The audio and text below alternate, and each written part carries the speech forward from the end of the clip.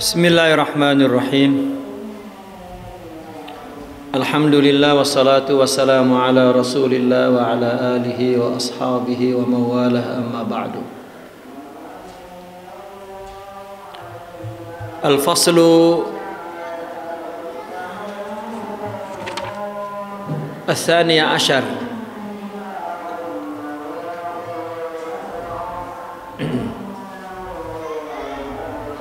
wiladatul insani alal fitrah. Wiladatul insan alal fitrah. La syakka qala radhiyallahu anhu wa nafa'na bihi wa bi'ulumihi fid dharain amin ya rabbal alamin. Al-faslu ats-tsaniya asyara wiladatul insani alal fitrah. Manusia, kelahiran manusia berdasarkan fitrah. La syakka annal anbiya'a qad ikhtussu bikaunihim al-mithala wal jawhara likulli bani adama fi aslil fitrati wa ma kanu hakadha in lam takun aslu fitratihi munasibatan. La syakka, jelaslah bahwa para nabi dikhususkan mereka menjadi contoh, menjadi misal dan menjadi esensi pada semua manusia Bani Adam di dalam kemurnian atau di dalam keasalan fitrahnya. Nabi adalah manusia seperti kita biasa, tetapi menjadi teladan, menjadi contoh kemurnian fitrah manusia. Dan kita disuruh meneladaninya, menyamakan fitrahnya dengan Nabi. Adalah sifat-sifat rohaninya yang dominan. Maka Nabi mengatakan innama bu'istu li utammim makarimal akhlaq. Innallaha mu'ti wa ana qasim, katanya Allah yang beri, saya yang mendistribusikan kepada manusia sebagai teladan kemurnian fitrah. Maka Nabi pernah bersabda begini, aqrabun nas manzilatan minni yaumal qiyamah ahasinuhum akhlaqa. Yang paling dekat kedudukannya di hari kiamat denganku adalah yang paling baik akhlaknya. Makin baik makin sama dengan Nabi. Inilah para aulia yang mengaku bahwa ketika mereka memiliki kesempurnaan akhlak, mereka menjelaskan rasanya. Ternyata rasanya adalah rasa Nabi. Ya. Seperti orang cinta, maka Nabi ada di hatinya. Karena sifat kesempurnaan Nabi itu telah dia miliki. Maka ingat Nabi itu, Imam Ibnu Arabi memberikan contohnya begini. Anak muda belum pernah jadi bapak, maka bapak bagi dia khayal di alam muda ini. Khayal, bukan sesuatu yang didapatkan sekarang lalu dibuang lagi, tidak. Tetapi apabila dia menikah, punya anak dan jadi bapak, maka dia baru bisa merasakan rasa bapak yang selama ini ya, dia tidak mengerti. Saya beri contohnya, anak muda itu ngelihat bapaknya dimarahin emaknya, diem aja. Kata anaknya, goblok bapak itu. Laki-laki kalah sama bini, goblok, katanya gitu. Ya, manggut-manggut aja. Begitu giliran bapak itu ada dalam dirinya, berarti dialah bapak. Baru dia manggut-manggut. Bener pak, ampun pak, ampun. Kita nggak bisa mengenal Nabi hanya melalui tulisan, ayat, cerita. Tetapi kalau kesempurnaan akhlak ya, yang sama karena asalnya dari Allah, bukan pun punya Nabi. Ana basyarun mislukum, kata Nabi Yuha. Saya manusia biasa, tetapi saya diberikan wahyu kesempurnaan. Jadi ketika itu juga kita dapatkan karena kita meneladaninya, harus sama. Ya, agama ini bukan hanya rukunya seperti Nabi, tetapi tunduk jiwanya itu juga seperti Nabi. Kalau tidak, itulah bidah yang sebenarnya. Ya, bid'ah yang sebenarnya adalah zahirnya doang ikuti Nabi, batinnya ya. Nah, mereka tidak bisa melupakan Nabi karena Nabi ada di dalam dirinya. Itu sebabnya mereka mengatakan begini, bagaimana aku mau mengingatnya? Oh, nggak pernah lupa kok. Oh, dia ada dalam diriku, dia adalah sifatku. Seperti anak sudah jadi ayah, baru paham bapaknya itu. Ya Allah, bapak saya dulu ternyata. Iya pak, iya pak, iya pak. Itu. Nah, kita sekarang capek ngingetin Nabi, nyintain Nabi, capek. Kenapa? Karena ya, cinta itu adalah badlus sifat, maka mereka memberikan definisi begitu. Cinta adalah tukeran sifat, tapi tukeran di sini cuma sepihak, bukan sifat kita akan dikasih dia. Badl ini ganti sifat, ya, ganti sifat. Dan itu yang dikatakan dalam hadis qudsi, kalau engkau ngikuti Nabi, kata Allah, kuntus ama'ul ladzi yasma'u bihi, pendengaranku, aku kasih sifat-sifat muliaku itu. Karena adanya di Nabi, dan ini juga sesuai dengan sabda Allah juga, in kuntum tuhibbunallah fattabi'uni yuhibbukumullah. Terus yang sering saya jelaskan itu, saya nggak berhenti tuh mendengarkan penjelasan itu. Menjelaskan penjelasan itu nggak berhenti karena itu konsep dasar. Jika engkau ingin mencintai Allah, ikuti aku, kata Nabi, maka aku akan mencintaimu. Ngikuti Nabi itu cinta. Orang nggak bisa kalau nggak cinta ngikutin. Karena Nabi akhirnya mengatakan, la yu'minu ahadukum hatta akuna ahabba ilaihi min waladihi wa malihi wan nasi ajmain. Seseorang itu tidak sempurna imannya kecuali aku lebih dicintai dari anaknya, dari hartanya, dari istrinya, dari orang tuanya, dari semua manusia. Ya, akhirnya malah cinta. Nah, artinya cinta itu mengambil sifat Nabi itu kepada dirinya, itu cinta. Ya, itu cinta. Nah, maka mereka para nabi itu adalah contoh fitrah, contoh kemurnian asal manusia. Ya. Wa ma kanu hakadha in lam takun asla fitratihim. Mereka tidak menjadi demikian kalau mereka tidak jika tidak asal fitrahnya itu munasib, sesuai. Ya. Manusia dilahirkan kan kullu mauludin yuladu alal fitrah, dan itu terjaga sampai tua para nabi itu. Nah, kalau asal fitrahnya itu tidak serasi, tidak sama dengan asal fitrah yang pertama dulu, maka tidak jadi nabi. Wa ma kanu hakadza in lam takun aslu fitratihim munasabah. Wa tilkal fitratu hiya al-mir'atul lati ta'ti minha suratul alam. Nah, fitrah itu adalah cermin yang gambaran alam itu datang dari cermin itu. Ya, wa kama annal hadida in tamakkana minhu sada'u absadahu wa ajazat mir'atuhu an tu'kisa suratul haqiqah. Sebagaimana besi, ya, yang intamakkana minhu as-sada'u, artinya sebagaimana besi jika berkemungkinan besi itu karat, ya, absadahu, maka besi itu akan merusaknya. Ya.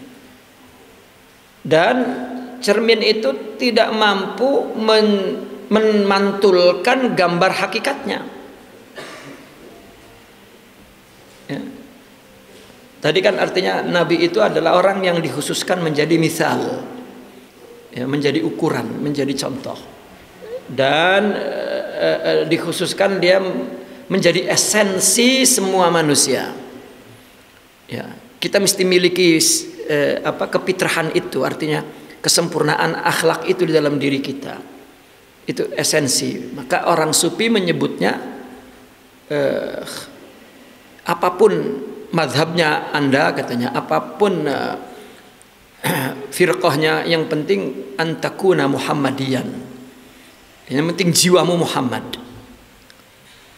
Itu kan berarti jauhar likulli bani Adam. menjadi esensi setiap manusia di dalam kemurnian, keasalan fitrahnya. Ya. Nah, fitrah inilah seperti cermin tadi yang gambaran alam semesta ini adalah datang dari cermin itu. Sebagaimana besi, jika mungkin karat, maka jika dia terjadi karat gitu, intamakana minhu sada'u afsadahu. Nah, cermin itu tidak mampu untuk memantulkan gambar yang sebenarnya. Kadzalika kullu qalbin, begitu juga setiap hati. Tamakkanat, berkemungkinan minhud dunya wal ma'asi wasyahawat. Berkemungkinan dunia itu ya tamakkun. Tadi kan karat, tamakkan, karat itu menjadi karat, artinya karat bertempat di dalam dirinya begitu. Begitu juga jika hati tamakkanat minhu, ya menjadi kuat dunia, maksiat dan syahwat, wa tubi'a, dan menjadi karakter, warana alaihi, dan menjadi nodanya, menjadi nodanya ke atas hati itu, al-batilu, kebatilan, wa syubuhatu, dan syubuhat. Ya, maka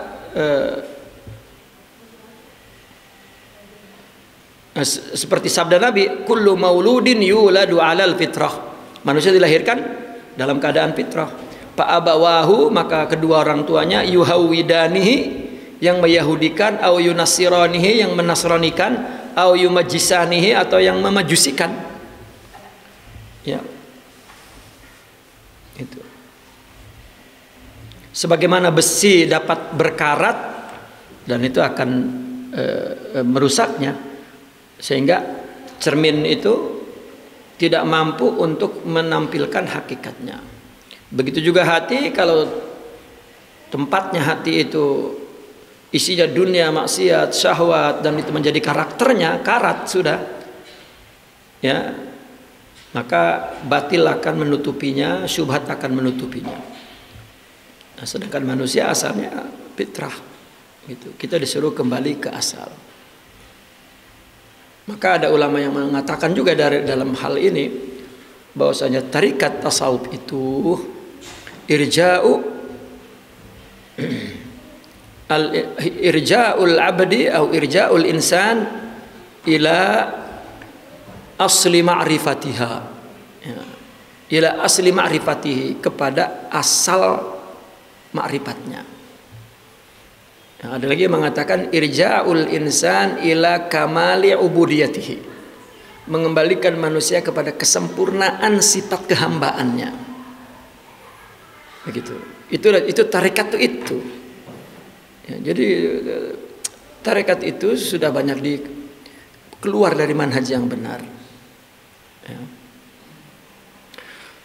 Ini sesuai dengan firman Allah, alastu bi rabbikum qalu bala, bukankah aku Tuhanmu? Ya. Itu ditanyakan kepada ruh. Ya, ditanyakan kepada ruh. Alastu bi rabbikum qalu bala.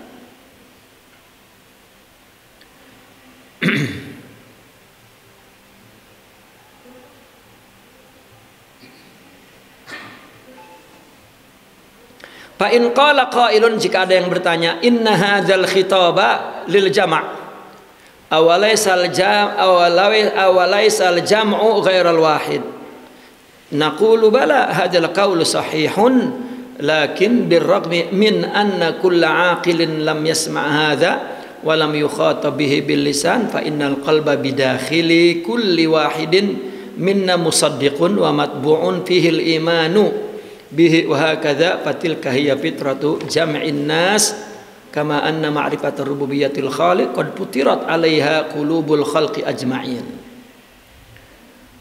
Ni alastu bi rabbikum, ya, kan ayatnya wa idz akhadha rabbuka, ketika Tuhanmu mengambil min bani adama, dari manusia, apa yang diambil, min zuhurihim, ya, di depannya, dzurriyyatahum, dan anak cucunya, wa ashhadahum, dan mereka mempersaksikan, artinya meminta persaksiannya ala anfusihim, ke atas diri mereka sendiri.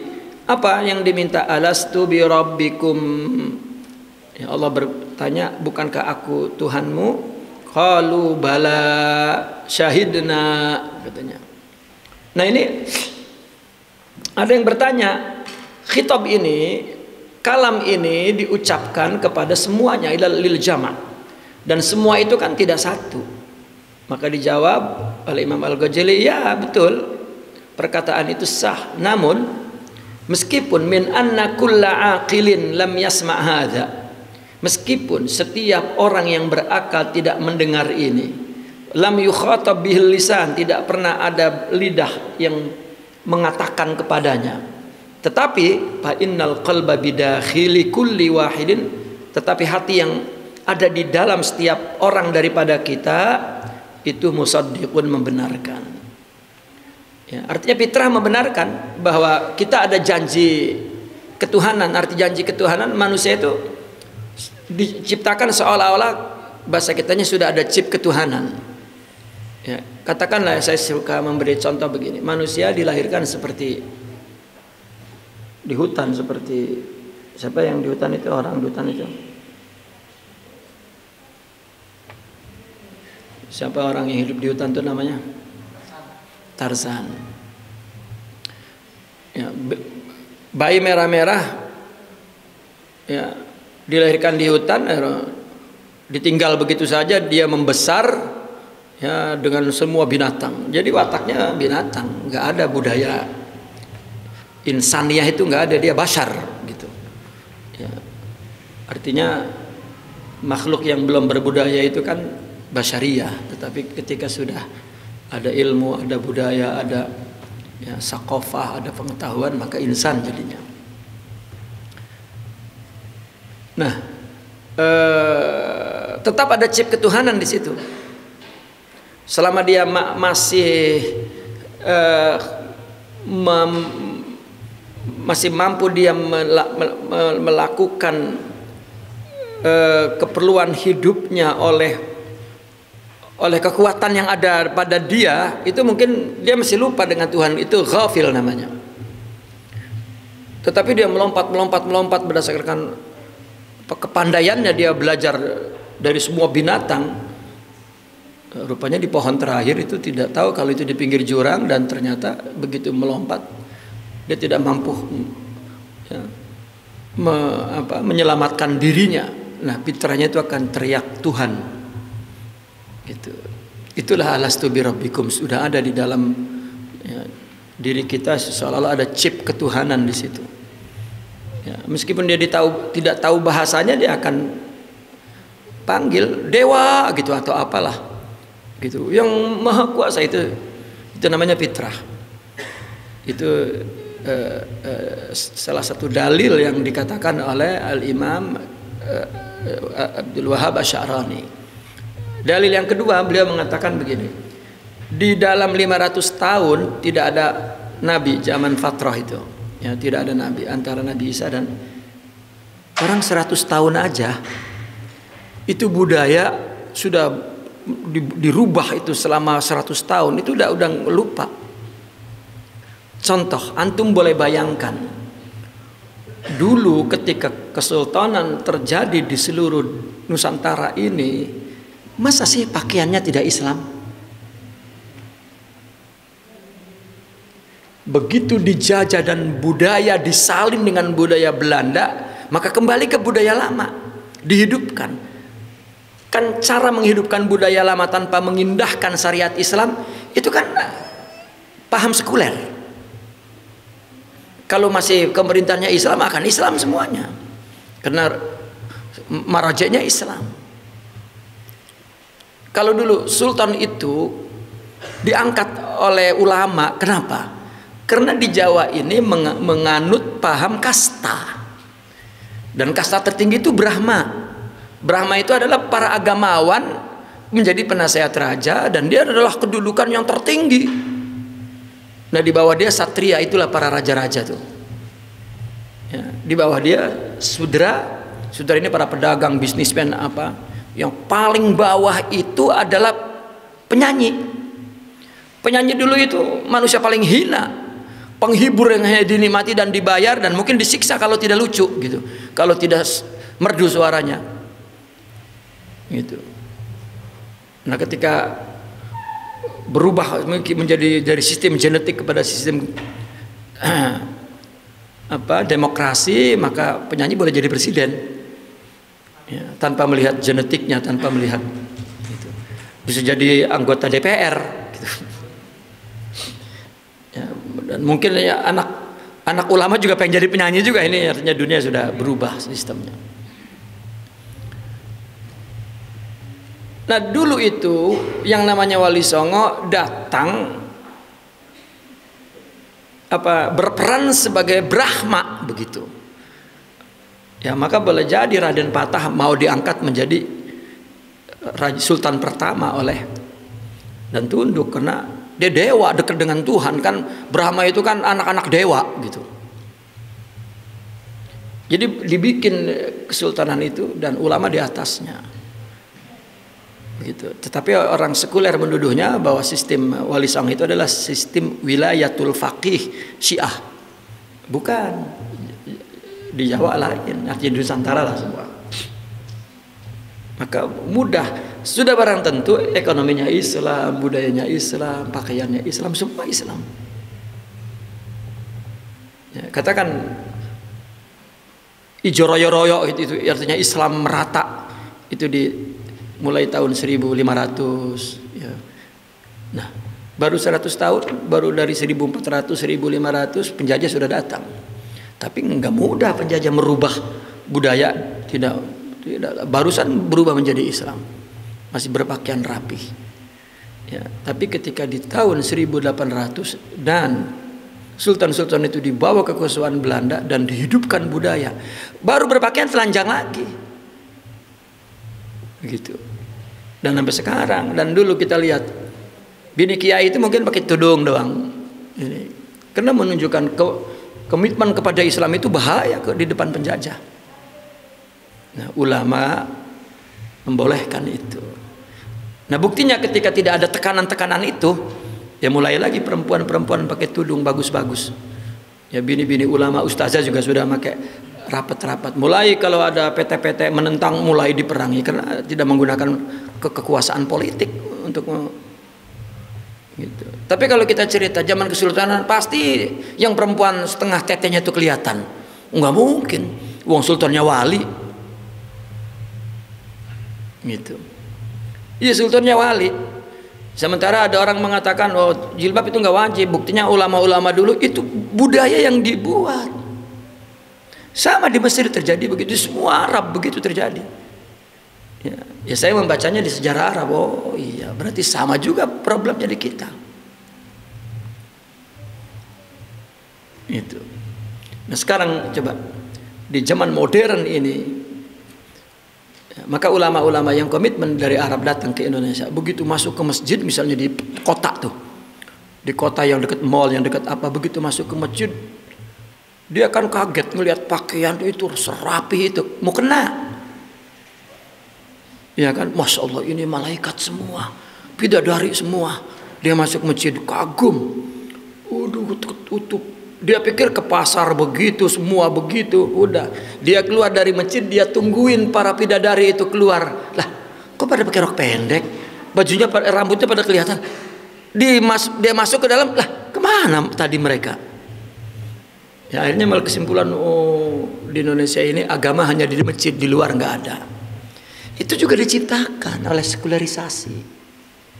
Dan akhirnya terus kehidupan tuh begitu. Kiainya, ustadznya diem baik. Nah itu. Ya udah, masyarakat terbiar begitu saja. Ya. Ya kan agama ini ada hukum, ada sejarah. Makanya hukum fikih itu ada namanya fiqhul fiqh, pemahaman hukum fikih murni. Menurut hukum fikih kudu begini. Tetapi ada fiqhul waqi', ada pemahaman realita. Oh realitanya masih belum bisa. Jadi jangan hajar terus, wah tidak boleh, haram. Pelan-pelan dulu bikin generasinya dulu. Nah, maka membiarkan, karena dia memahami realita, membiarkan dulu dan terus mendidiknya, ini namanya fiqhud dakwah. Nah, kalau tidak melihat proses, begitulah para sahabat dulu, para ulama, para aulia, nah, cuman orang yang tidak pernah ada tarbiyah dan dia ngelihat tek langsung babat habis aja.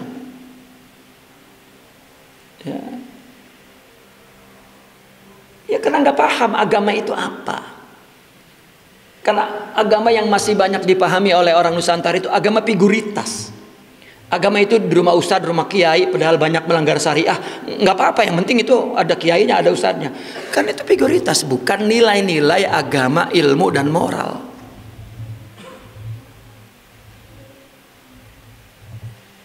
Ya, nah ini jika serius orang berdakwah itu bukan berat gitu, nggak bakal berebut, karena dia tugasnya itu, tanggung jawabnya di hadapan Allah. Nah, ini mau berebut jadi ustad, ya, dikira berkat begitu. Terus apa? Mas'uliyah ilmu, mas'uliyah amal, mas'uliyah akhlak, ya.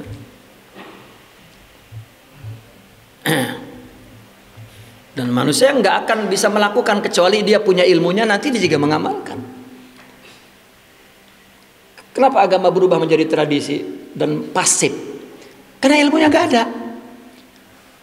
Kalau masalah ma'rifat, keaslian fitrahnya jangan diomong lagi, udah itu mah. Kita aja yang udah jadi ustadz masih lemah fitrahnya. Paling nggak ilmu atuh. Itu.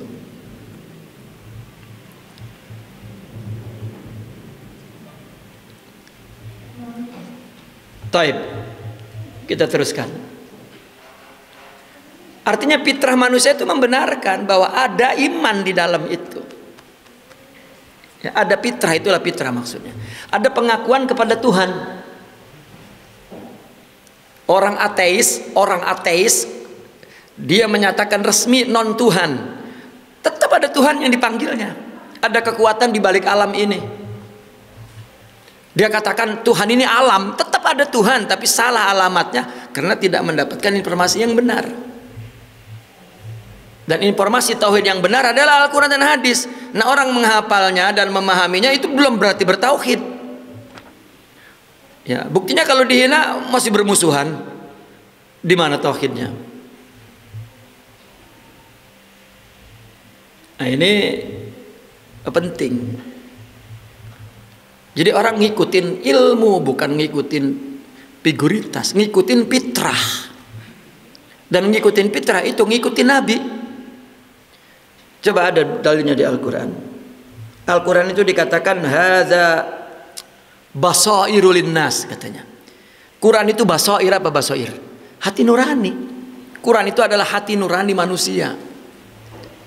Isinya khuluquhul Quran. Ketika ditanya oleh sahabat tentang akhlak Nabi, itu khuluquhul Quran.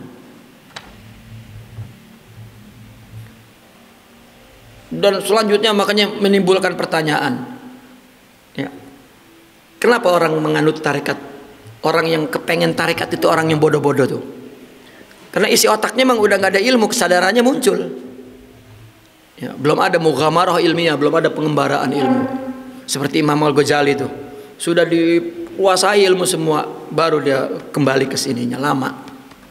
Kecuali ketika belajarnya memang mula-mula berada di dalam tangan tarbiyah, baru. Dan itulah pada abad-abad pertama dia mengambil ilmu dari orang yang dia ambil untuk akalnya dan dia ambil juga untuk hatinya. Ya.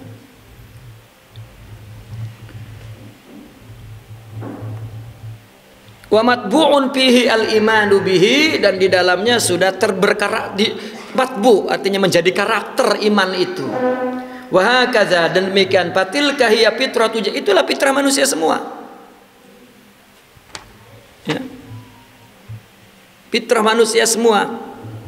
Orang kenapa di zaman Nabi orang-orang yang buruk-buruk itu, artinya orang kafir Quraisy, Apakah dia tidak meyakini bahwa Nabi itu benar? Yakin. Ya. Ya, digambarkannya 4 sifat. Nabi itu amanah, Nabi itu tabligh, Nabi itu fatonah, Nabi. Dia melihat itu kefitrahan itu. Karena ada di sini cuman jauh banget gitu. Siapa yang menolaknya? Itu. Kama anna ma'rifatar rububiyatil khaliq, sebagaimana mengenal rububiyah, ya, yang pencipta ini, itu juga qad putirat alaiha qulubul khalqi ajmain, itu telah menjadi fitrah, ya, hati makhluk semuanya ke atas makrifat rububiyah itu.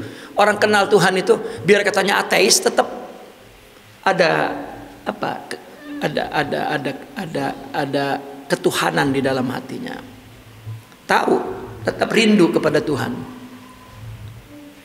Ya, katakanlah seperti fitrah seorang ibu, seorang perempuan, ya, pengen anak, itu kan fitrah. Tadinya ideal, karena kebawa pada pemikiran materialistik, ya, pemikiran gender, pemikiran apalah, ya, sehingga kawin itu merepotkan, kawin itu suami itu nyebelin doang, gitu, ngebahagiain kagak, nuntut mah iya, katanya banyak banget. Ngapain gua capek? Nah itu kan hayawan, kan nggak ada agama, itu nggak ada ibadah, nggak ada. Gitu. Tetapi ketika udah tua, baru dia ngelihat anak. Oh, fitrah itu namanya tuh, ada di sini sudah Allah. Ya, Allah pasang, sudah ada di sini. Begitu juga fitrah mengenal Allah. Walidha qala ta'ala, oleh karena itu Allah berfirman begini, wala in sa'altahum man khalaqas samawati wal arda wa sakharas samsa wal qamar. Ini orang kafir Quraisy ditanya, ketika kamu bertanya kepada mereka orang kafir Quraisy, siapakah yang menciptakan langit dan bumi serta yang menundukkan matahari dan bulan? Apa jawabnya mereka? Allah. Tetapi dalil ini telah disimpangkan bahwa, ya, wa qala subhanahu wa ta'ala fitratallahi allati fataran nasa 'alaiha. Itulah fitrah Allah yang Allah ciptakan manusia berdasarkan fitrah itu di atasnya. Dan kita setiap sholat itu ya, ada sunnah dimulai, inni wajjahtu wajhiya lilladzi fataras samawati wal ardh. Ya. Fitrah itu menghadap ke fitrah.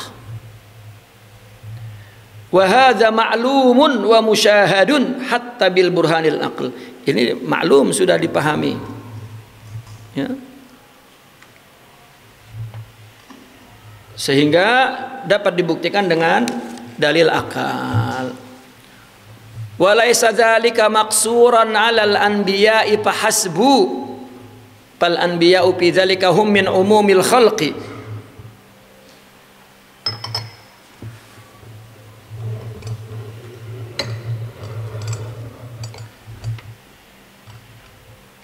Dan itu tidak hanya terbatas kepada para nabi saja.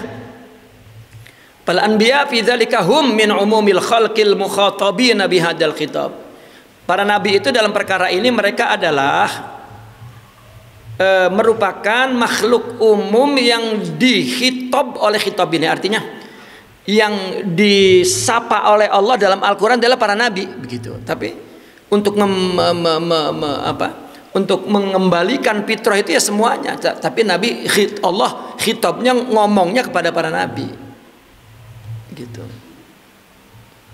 Qala ta'ala qul innama ana basyarum mislukum, ya, dan orang mesti mengikuti itu. Artinya basariah ini sama, tetapi mesti mendapatkan ilham, mesti mendapatkan wahyu, mesti mendapatkan tajalli kebaikan. Asy-syakhsul ladzi yuftah lahu hadzat turuq yansaghilu li salahil khalqi wa da'watihim lima ta'allamahu min Rasulillah sallallahu alaihi wasallam min syariah. Ya. Artinya seorang yang dibukakan kepadanya jalan ini, ya, yang sibuk untuk memperbaiki orang dan mengajak orang kepada apa yang telah diajarkannya dari Rasulullah daripada syariat itu, daripada yang dari syariat yang telah diajarkan oleh Rasulullah. Wa yablughal ghayata fi dzalik, dan mencapai tujuan dalam perkara itu. Summa yaktafi bil wilayati, kemudian cukup dengan kewalian, kewilayahan, wastilhamil karamat, ya, dan mendapatkan ilham karamat. Falaisa wajiban alaihi ba'da dzalika, ba'da an balagha hadzal hal an yansagil bida'watin nas, ya, maka itu bukan wajib kepadanya setelah itu, setelah sampai kepada hal itu, untuk sibuk kepada mengajak orang. Falaqad saghalahu ta'alluquhu bi qudratil aliyyil kabir an da'wati ghairihi, kemudian disibukkan kebergantungannya kepada kekuatan yang maha luhur, ya, dari mengajak orang lain. Imma li anna bulughahu li hali kamali syariati fihi lam yaj'lu bihajatin li da'wati ghairihi, aw li anna da'watan nas tahtaj li umurin wa syurutin ukhra la tujad bil wali. Ya. Boleh jadi karena dia mencapainya kepada kesempurnaan syariat di situ, tidak menjadikan dia perlu mengajak orang lain, atau karena mengajak orang lain itu perlu kepada perkara-perkara, syarat-syarat lain yang la tujad fil wali, tidak ada pada wali, ya. Nah, maka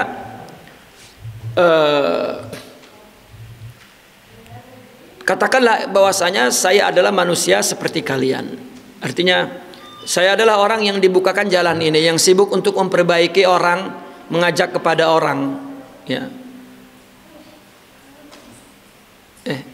Apa tadi kalau Nabi tadi kan ini bukan terbatas kepada Nabi saja. Kalau Nabi itu adalah yang dikhitab di sini. Sedangkan orang yang dibuka jalannya dan sibuk untuk memperbaiki dakwah, apa yang syariat yang diajarkan kepada Nabi, dan terus mencapai tujuan, dan kemudian cukup dengan wilayah dan ilham yang didapatkannya, dan tidak wajib untuk menyampaikan hal ini, sibuk dengan dakwah kepada orang. Karena apa? Karena untuk mengajak kepada orang perlu syarat-syarat lain lagi, tidak cukup hanya sekedar wali.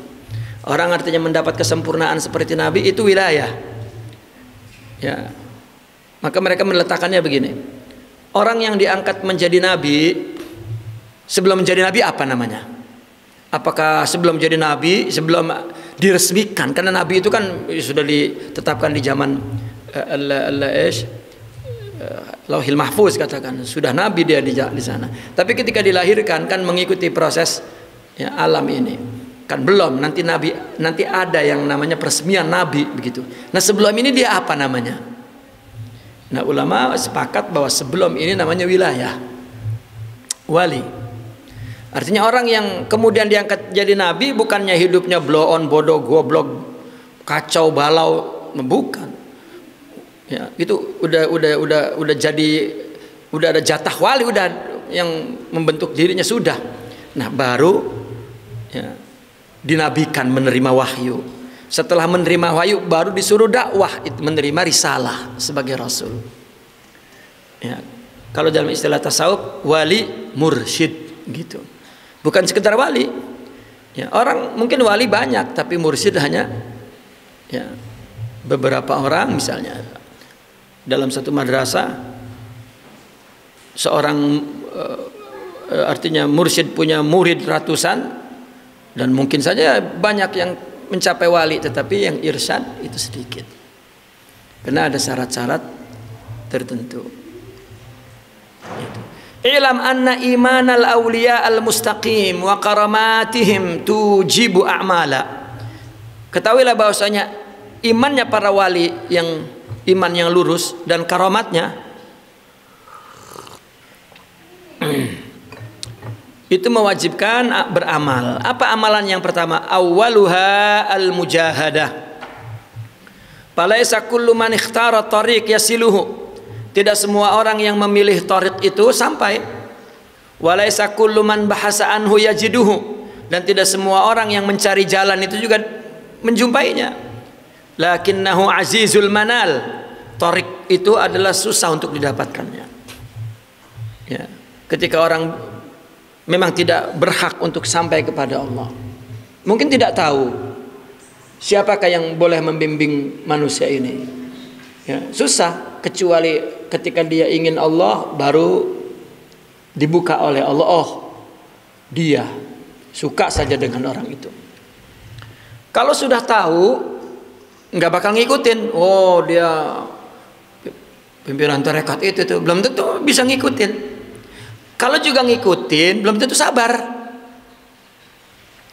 Ya, kalau juga sabar, belum tentu sampai. Ya, jadi memang ada apa namanya? Perkara wilayah ini memang adalah pengembalian orang kepada fitrah, dan itu Allah, itu hibah minah. Ya, anugerah dari Allah Subhanahu wa taala.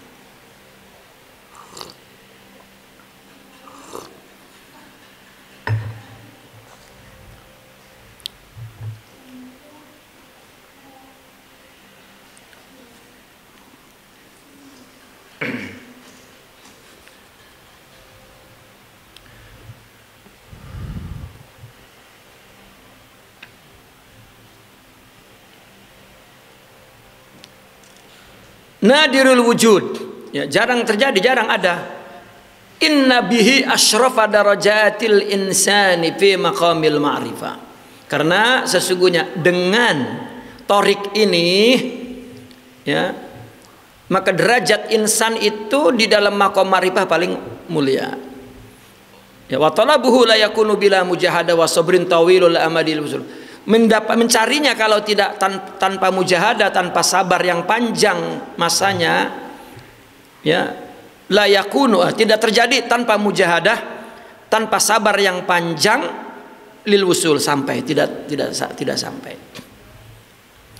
Nah, ini kenapa dikedepankan mujahadah? Karena marifat bukan hayalan, ya, bukan.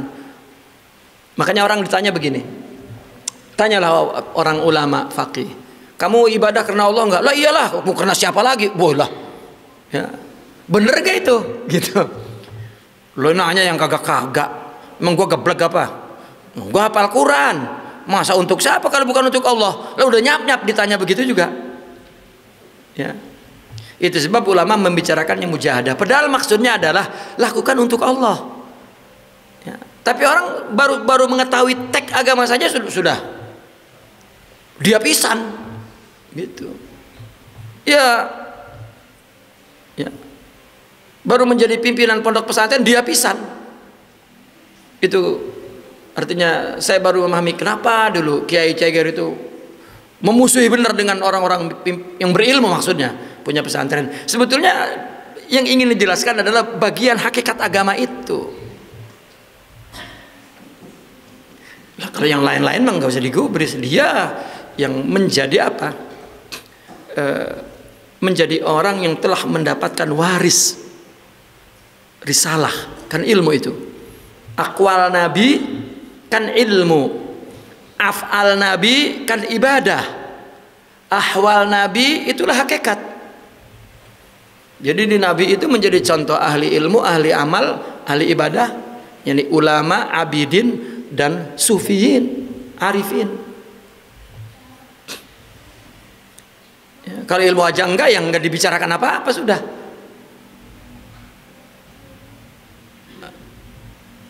Nah, maka tanpa mujahadah artinya begini.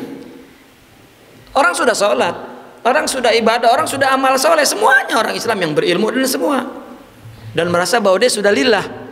Tidak. Ya, ada mujahadah enggak? Gitu. Maka yang diangkatnya mujahadah. Padahal tarekat itu kan bukan mujahadah. Tarekat itu apa? Iqbalul qalbi bil kulliyah ala Allah. Hatinya menghadap ke Allah. Ya. Dan dikira ini mudah. Gitu. Namun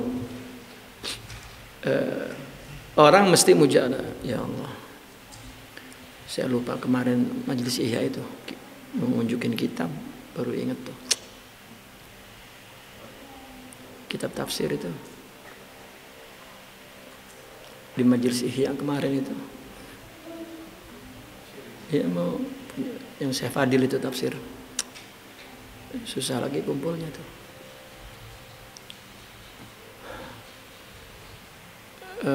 Mana Hikal? Jangan taruh di situ kali itu. Nanti tolong kitab yang belakang itu pindahin di sini ya. Sedang aja nanti.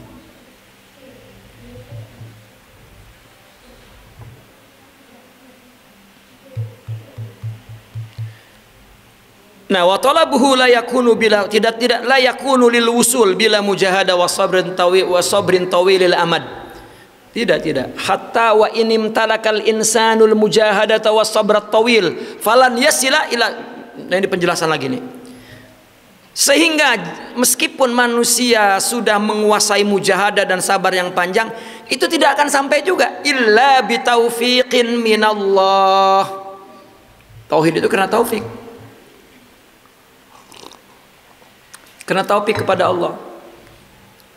Ya, orang mengira dengan mujahadah, wah gua udah zikir nih, wah udah sampai zikir muraqabah ke-7 udah jadi wali. Bukan bilangan zikir dan itu kaidah, itu metoda.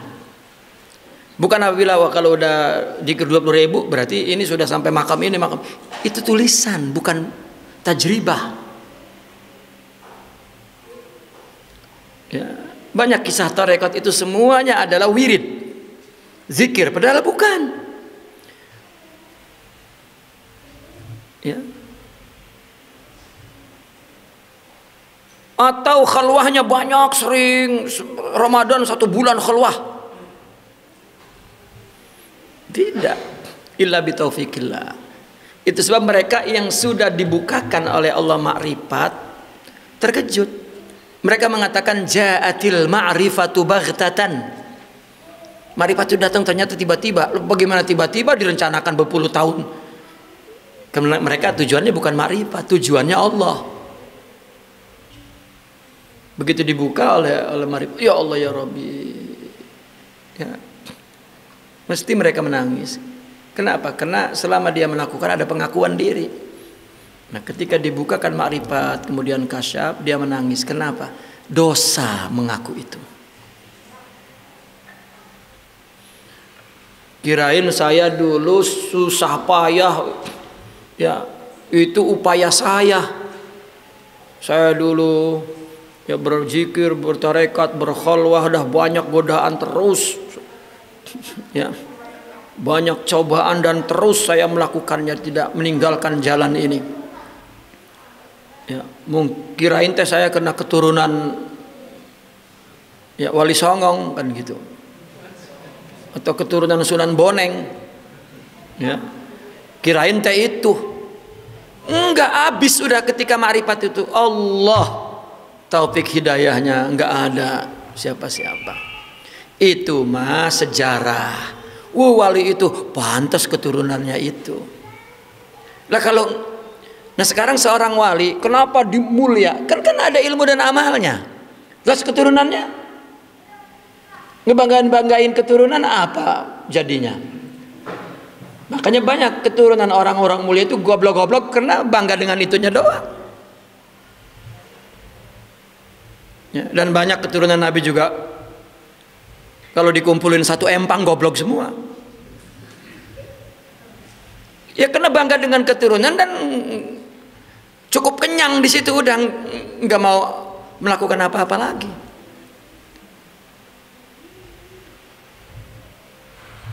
Orang yang sedang berusaha saja mujahadah nggak cukup, nunggu taufik Allah. Ya. Akhirnya dia makrifat juga bukan dia yang tahu. Arabtu Rabbi bi Rabbi. Aku tahu juga karena Tuhan. Aku kenal dia karena dia. Ya. Bahkan adanya disebut fana. Fana itu kan udah nggak, baru tahu ternyata dirinya nggak ada, semuanya dari Allah. Nah ini wa yasbiqu dzalikal wusulu li darajatil imamati fil ilmi dzahir falan yasila ila bi taufikillah wa yasbiqu dzalikal wusul li darajatil imamati fil ilmi zahir wa kullul a'mali shalihah aidan. Ya, dan taufik Allah itu wusul kepada derajat imamah dalam ilmu zahir telah mendahului itu, dan semua amal yang soleh juga. Gitu. Artinya mana? Falan yasila ila bitaufiqin minallah wa yasbiqu dzalika al-wusulu. Ya. Dan sebelum itu artinya sabaqa dzalika al-wusul li darajatil imamah, sampai ke tingkat imam dalam ilmu zahir. Ya, dan semua amal-amal soleh juga semua dengan taufik Allah. Ya. Jadi selain Nabi adalah para wali. Artinya sebelum dia dikasih pangkat nubuwah, maka dia adalah wilayah. Wilayah adalah punya kebersihan hati. Baru kemudian nubuwah. Nubuwah itu dia mendapatkan berita tentang ketuhanan. Ya, kalau wilayah dia akan memperoleh pengendalian dari Allah. Baru mendapatkan nubuwah, anba, nabi, ya, pemberita, pembawa berita. Jadi apa yang diucapkannya melalui hikmah-hikmahnya itu adalah dari Nabi. Seperti Nabi mengatakan, ulama ummati ka anbiya ibani Israel. Kalau orang sufi mengatakannya orang-orang sufi itu warisan para nabi. Kenapa? Karena ketika para nabi itu tidak menyampaikan risalah syariah, tetapi ucapannya adalah hikmah-hikmah. Coba lihat, seluruh orang sufi dari berabad-abad dia hanya bikin hikmah. Karena itulah ilham dari Allah. Ya, hikam atau hikam semua. Gitu. Adapun yang mengatakan tentang syariat itu faqih. Gitu. Nah, seorang sufi itu sebetulnya faqih dulu. Faqihun sufiyun kata Imam Syafi'i, wala takun wahida. Ya. Faqih baru sufi, jangan jadi salah satunya. Wa iyyaka ansahu wallahi. Ya. Dan demi Allah kata Imam Syafi'i, aku menasihati engkau. Ya. Kenapa? Karena kalau seorang yang faqih saja tanpa sufi, ya, maka hatinya keras. Bagaimana dia merasakan nikmatnya ibadah. Dan kalau bodoh, jahul, sufi doang nggak ada ilmunya, ya, bahwa jahul, kaifal jahlu yasluhu. Bagaimana orang bodoh menjadi soleh? Itu. Maka kun faqihan sufian wala takun wala takun laisa wahida. Itu.